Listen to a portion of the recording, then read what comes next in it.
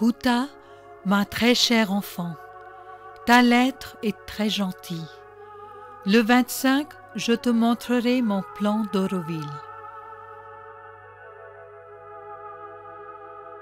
Un des tout premiers plans d'Auroville, dessiné par Mère pour Huta en juin 1965, avec le parc de l'Unité et le pavillon de la mer au centre.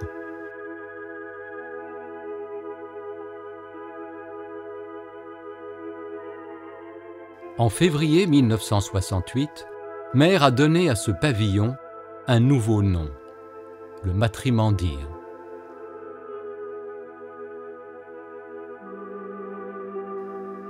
Le 7 juillet 1970, Mère a parlé pour la première fois à un petit groupe d'Aurovilliens de la communauté d'aspiration de son plan de construire le Matrimandir. On veut construire le Matrimandir. Et alors, c'était cela l'idée. Quand on commence à construire le Matrimandir, tout le monde qui voudra y travailler pourra y travailler. Et alors là, ce sera vraiment travailler à l'idée centrale. Et ce devrait être bientôt. C'est le centre de la ville, n'est-ce pas? Cela fait longtemps déjà, plus d'1 an, qu'on voulait commencer le Matrimandir pour que tout le monde y travaille. C'est comme la force centrale d'Auroville, la force de cohésion d'Auroville.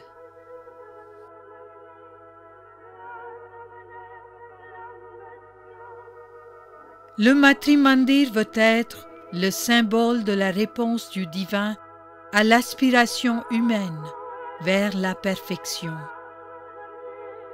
L'union avec le divin se manifestant dans une unité humaine progressive.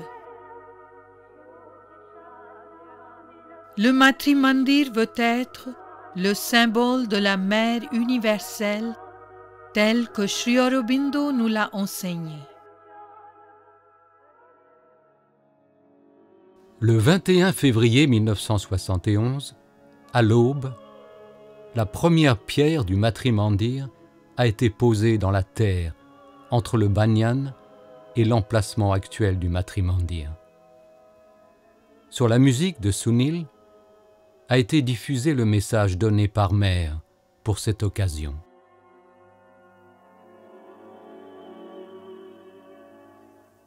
Le Matrimandir veut être le vivant symbole de l'aspiration d'Auroville au divin.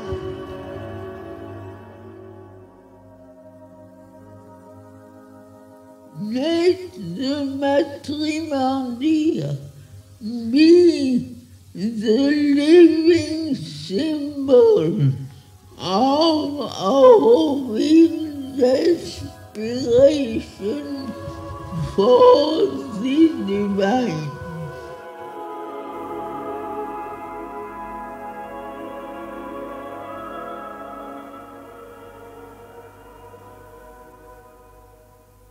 Un désert rouge, des vents puissants qui soufflent de la mer, un ciel immense et une promesse plus vaste encore frappant aux portes de l'avenir, et sa présence indubitable. Et tandis que les premiers arbres dressent vers le ciel leur ardente prière, dans le silence de cette heure hors du temps, la voix de Mère s'élève de la terre. À 5h30 du matin, 3 feux ont été allumés. Le premier à l'endroit où l'amphithéâtre serait construit en 1973, le second dans le petit étang près du banyan au sud, et le troisième sur le site du Matrimandir. Un hôtel temporaire fait de 12 colonnes en briques de diverses hauteurs, avait été érigé. C'est au centre de cet autel que le 3e feu sera allumé. De 5h50 à 6h10, une méditation collective a eu lieu sur la musique de Sunil Bhattacharya, avant le lever du soleil.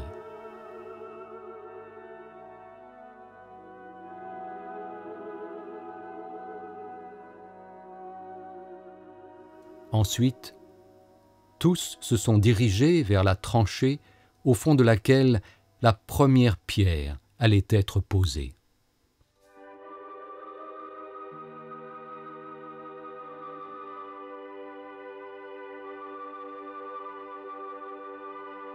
La première pierre ne fut pas posée sur le site même du Matrimandir, mais sur le chemin menant à l'entrée ouest, afin qu'elle n'ait pas à être déplacée durant l'excavation.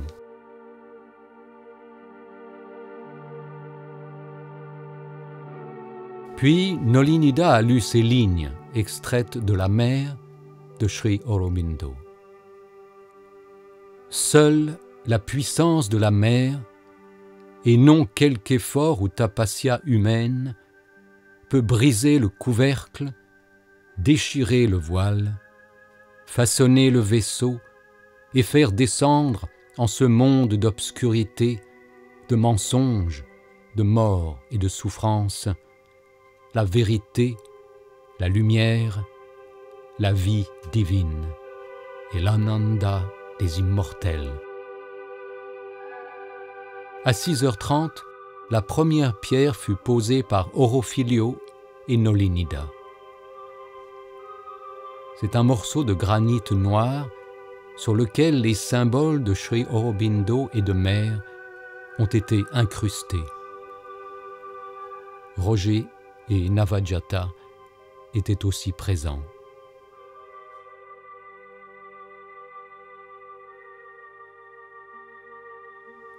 C'est ce jour-là que le modèle du Matrimandir a été présenté au public pour la première fois.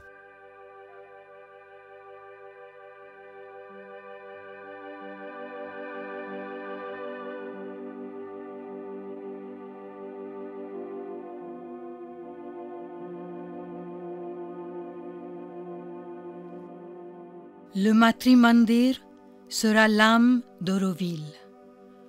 Le plus tôt elle sera là, le mieux cela vaudra pour tout le monde et surtout pour les Aurovilliens.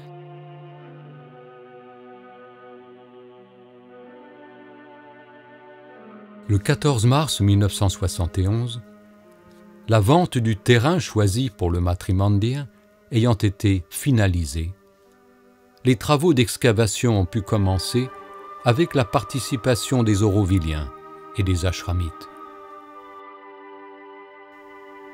Mère a donné ce message pour les encourager. La fraternité de la collaboration, l'aspiration vers l'unité dans la joie et la lumière.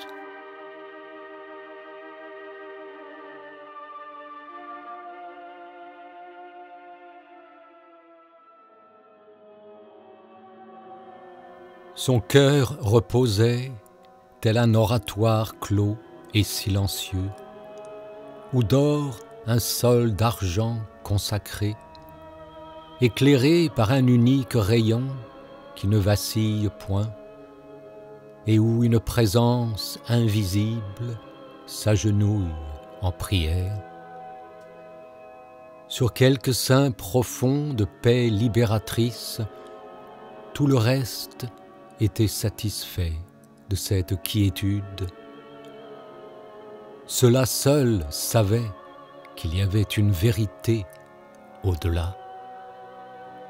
Toutes les autres parties étaient muettes dans un sommeil centré, consentant au lent pouvoir délibéré qui tolère l'erreur du monde et son chagrin, consentant au long délai cosmique attendant sans fin au fil des patientes années la venue de celle qu'elles avaient appelée pour la terre et les hommes. Tel était le point de feu qui l'appelait maintenant.